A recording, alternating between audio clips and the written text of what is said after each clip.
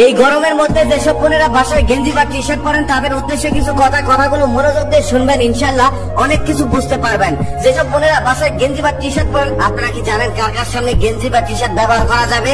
অনেকেই হয়তো বলবে মারামদের সামনে ব্যবহার করা জায়েজ আছে, কিন্তু আপনার ধারণা সম্পূর্ণ ভুল। কারণ যে আপনার বাবা হয়, যে আপনার ভাই লাগে, সেই সম্পর্কের আগেও তাদের আরো একটি সম্পর্ক আছে, তারা হলো পুরুষ। তাদের মধ্যে পুরুষত্ব আছে।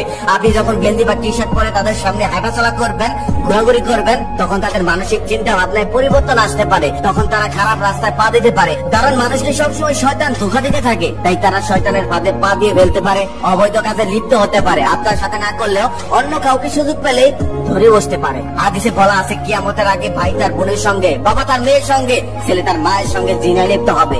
আস্তাগফিরুল্লাহ, নাউজুবিল্লাহ।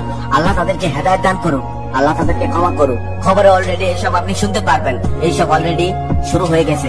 এর কারণ কি জানেন? একমাত্র মেয়েদের বেপরদা। কিছু মেয়েরা তো এখনই রাস্তাঘাটে প্যান্ট টি শার্ট করে ঘুরে বেড়ায়। ওইসব মেয়েদের তো লজ্জা শরম কিছুই নেই। তারা মুসলিম নাকি অন্য ধর্মের সেটাও বোঝা যায় না। আল্লাহ তাদেরকে হেদায়েত দান করুন, আল্লাহ তাদেরকে ক্ষমা করুন। এখানে কিছু বেপরদা মেয়েরা বক্তব্য রাখবে যে আমাদের দেশে তো 5 বছরের শিশু মেয়েকেও ধর্ষণ করা হয়, বৃদ্ধকেও ধর্ষণ করা হয়। তাদের উদ্দেশ্যে আমি একটা কথা বলবো, তাদের এই প্রশ্নের দাঁত ভাঙা জবাব দিতে আমি একটা কথা বলতে চাই। সে অনেকদিন আগের কথা, আমার পাশের বাসার এক আন্টি একদিন বিরিয়ানি রান্না করছিলেন। তার বিরিয়ানির গন্ধে পুরো মহল্লা মৌ মৌ করছিল। সেদিন সেও আমাকে বিরিয়ানি দিল না। তারপর আমার বিরিয়ানি খেতে প্রচন্ড ইচ্ছে করলো গন্ধ শুকার কারণে। তারপর আমি বাজার থেকে বিরিয়ানির সকল জিনিসপত্র কিনে এনে বিরিয়ানি বানিয়ে খেলাম। আমি সেদিন কিন্তু বিরিয়ানি খেতাম না, একমাত্র সেই বিরিয়ানির গন্ধ পেলাম, তাই খেতে ইচ্ছে করলো, তাই খেয়েছিলাম। তেঁতুল দেখলে যেমন কিছু মেয়েদের জিভে পানি আসে, জিভ এক হাত হয়ে যায়, ঠিক তেমনই কিছু পুরুষের বেপরদা মেয়েদেরকে দেখলে জিভ এক হাত হয়ে যায়, মুখ করতে মন চায়। লোকালয়ের মধ্যে তখন তাকে হয়তো ধরতে পায় না, তারপর আড়ালে গিয়ে যাকে পায় তাকে ধরে বসে। সেটা বাচ্চা হোক, সেটা বয়স্ক হোক বা যুবতী, সেটা দেখার তার কোনো যায় আসে না। কারণ তার ভোগ করতে হবে, তার জিভে পানি এসে গেছে।